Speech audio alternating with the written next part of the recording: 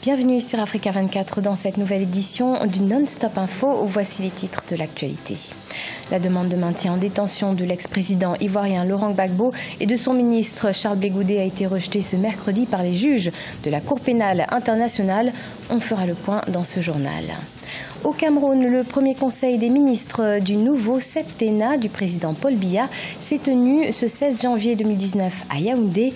Priorité à la santé et à la paix. Et puis, prévention du virus Lassa au Togo, un cas de décès enregistré selon le ministère de la Santé qui appelle à la plus grande vigilance. Mais tout d'abord, réunion en urgence de la communauté des États d'Afrique australe ce jeudi 17 janvier à Addis Abeba en Éthiopie. Une demande du président de l'Union africaine, Paul Kagame, afin de débattre du résultat contesté de l'élection présidentielle du 30 décembre en République démocratique du Congo. 14 chefs d'État de la sous-région ont donc été conviés à ce mini-sommet.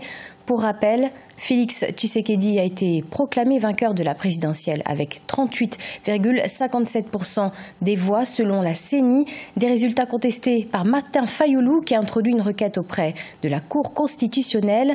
Celle-ci doit rendre sa décision dans le délai légal de 8 jours. La demande du procureur de maintenir en détention Laurent Gbagbo et Charles Blé Goudé après leur acquittement pour crimes contre l'humanité a été rejetée ce mercredi par les juges de la Cour pénale internationale. On fait le point avec Corinne Condem. Laurent Gbagbo et Charles Blé Goudé acquittés. C'est la décision des juges de la Cour pénale internationale confirmée ce mercredi 16 janvier 2019.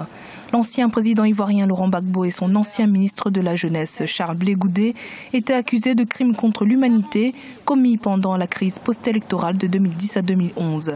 À la majorité, la Chambre, avec l'opinion dissidente de la juge Karbocha, rejette la requête présentée par le procureur de maintenir M. Gbagbo et M. Blé Goudé en détention et demande au greffe d'obtenir les assurances nécessaires auprès de M. Gbagbo et de M. Blé Goudé et de leurs conseils principaux respectifs pour garantir le retour de M. Gbagbo et ou M. Blé Goudé si et au moment où leur présence au siège de la Cour serait requise, comme nous l'avons dit ce matin. Incarcéré depuis 4 ans avec Laurent Gbagbo, dont il a été le ministre de la Jeunesse, Charles Blé Goudé, le co-accusé, retrouve également la liberté après son acquittement. Son parti, le COJEP, Congrès de la jeunesse panafricaine, se prépare à son retour. Pour Simone Gbagbo, l'ancienne première dame ivoirienne, ce dénouement est un espoir pour une véritable réconciliation en Côte d'Ivoire. Je voudrais en profiter pour vous remercier pour toutes ces années où vous avez diffusé en direct le procès. On est très heureux. Le sentiment, c'est que c'est la justice qui est rétablie, c'est la vérité qui a triomphé. Et ça, c'est une très bonne chose. C'est une chance qui est donnée à la Côte d'Ivoire, une vraie chance qui est donnée à la Côte d'Ivoire de se retrouver, de se réconcilier, de se pardonner mutuellement, pour que le pays puisse démarrer sur de nouvelles bonnes bases. L'ancien président ivoirien Laurent Gbagbo et son ex-ministre Charles Blé Goudé, dont le procès a démarré en janvier 2016, recouvrent immédiatement la liberté. Et tandis que les juges ont ordonné ce mercredi 16 janvier dans la journée la remise en liberté de Laurent Gbagbo et de son ancien ministre Charles Blé Goudé, un appel a été déposé dans la soirée par le procureur Fatou Bensouda. Cette dernière souhaite que la chambre d'appel se prononce sur le fond et examine les motivations détaillées des juges concernant l'acquittement. Dans tous les cas, cet appel ne remet pas en question l'acquittement de l'ex-président ivoirien et de son ancien ministre. Le parquet sera prochainement entendu dans ce dossier crucial. Le président camerounais Paul Biya a présidé ce 16 janvier 2019 à Yaoundé un conseil des ministres, le premier depuis sa réélection à la tête du pays en octobre 2018. Une nouvelle feuille de route pour le gouvernement, collégialité, solidarité et ardeur au travail. Reportage de notre correspondante Viviane Baoken. Le président de la République, Paul Biya, a présidé ce 16 janvier 2019 un conseil des ministres, lequel survient après le réaménagement du gouvernement le 4 janvier 2019. Aux membres de l'équipe gouvernementale, le chef de l'État, Paul Biya, a prescrit l'application des mesures édictées le 6 novembre 2018 lors de son investiture. Priorité à la santé et à la paix que le Premier ministre, chef du gouvernement et son équipe entendent bien implémenter. Le président de la République vient de nous tracer sa feuille de route. Et il a demandé la collégialité, il a demandé la solidarité gouvernementale, l'ardeur au travail. Il nous a dit qu'il nous fait confiance pour exécuter cette feuille de route. Et c'est ça que je retiens et c'est ça que je vais appliquer. Autre enjeu, autre préoccupation, des questions d'ordre économique. Tout en poursuivant les actions engagées, le chef de l'État a rappelé aux membres du gouvernement d'avoir à cœur des réponses appropriées aux besoins des populations. Vous savez, le peuple camerounais vient de renouveler sa confiance au chef de l'État. Et ceci nous interpelle. Et nous sommes donc très conscients de cela et nous allons tout faire pour donner satisfaction non seulement au chef de l'État, mais au peuple camerounais. Et il y a des priorités sur le plan économique, mais d'abord il y a des priorités sur le plan sécuritaire, sur le plan de la paix, évidemment sur le plan des jeunes. Donc voilà les priorités qu'il y a. Autre centre des préoccupations de ce Conseil des ministres, la jeunesse. Le chef de l'État a rappelé à ses collaborateurs du gouvernement d'impliquer la jeunesse dans la prise des décisions. Ces jeunes que le chef de l'État considère comme le fer de lance de la nation. Par ailleurs, un nouveau dispositif de dédouanement des marchandises sera bientôt mis en place au Cameroun. Le nouveau système nommé CAM6 servira notamment à stabiliser et intégrer la consolidation de toutes les procédures déjà opérationnelles sur le guichet unique du commerce extérieur. Il sera effectif dès ce mois de février. Reportage Nelly Claude et Bessa.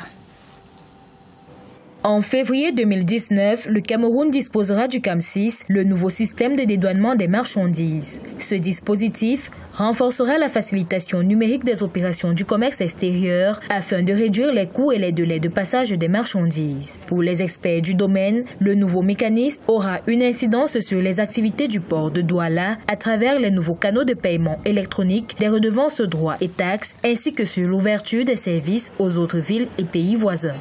Le passage à l'application CAM6 pour Cameroun Custom Information System se justifie par la volonté du Cameroun d'appliquer les exigences de l'accord international sur la facilitation des échanges conclus par l'OMC en décembre 2013 et renforcé par l'Organisation mondiale des douanes en 2016. Dans le détail, le CAM6, le désormais outil central de la facilitation numérique des opérations du commerce extérieur, devra stabiliser et intégrer la consolidation de toutes les procédures déjà opérationnel sur le guichet unique du commerce extérieur, ce qui requiert une organisation de gestion de services numériques conforme aux meilleures pratiques en la matière. La nouvelle application de gestion de la douane camerounaise devrait permettre d'accélérer la lutte contre la contrebande et également une plus grande sécurisation des recettes douanières au Cameroun. Pour rappel, le CAM6 est un système d'information visant à moderniser la douane camerounaise par l'accroissement de la dématérialisation des procédures. Pour les observateurs, il apparaît comme un outil indispensable à la facilitation du dédouanement des marchandises.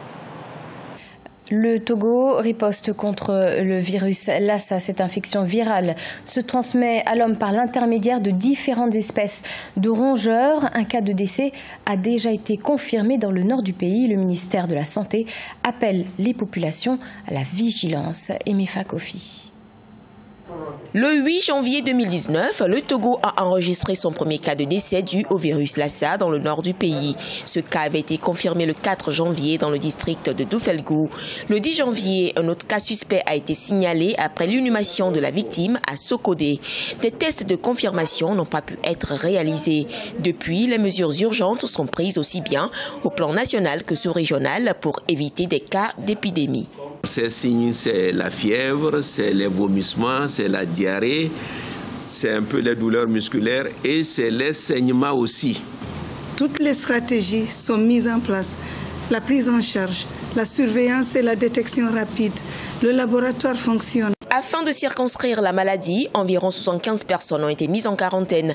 Les mesures d'hygiène sont fortement recommandées pour éviter la maladie. La première des choses, c'est d'éviter tout contact avec ces malades et particulièrement avec leurs excrétions. Dans toutes les maisons, on protège correctement nos restes de repas.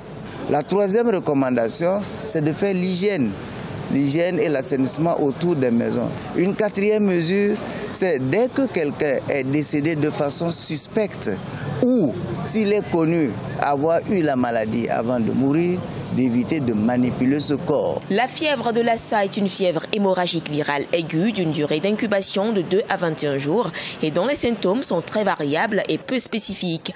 Aucun vaccin ne permet à ce jour de prévenir cette maladie, si ce n'est les mesures d'hygiène. Détecté tôt chez un patient, il est facilement guérissable. Ce journal a été réalisé par l'ensemble de la rédaction. Merci pour votre fidélité. Dans quelques instants, une nouvelle édition de l'actualité sur Africa 24.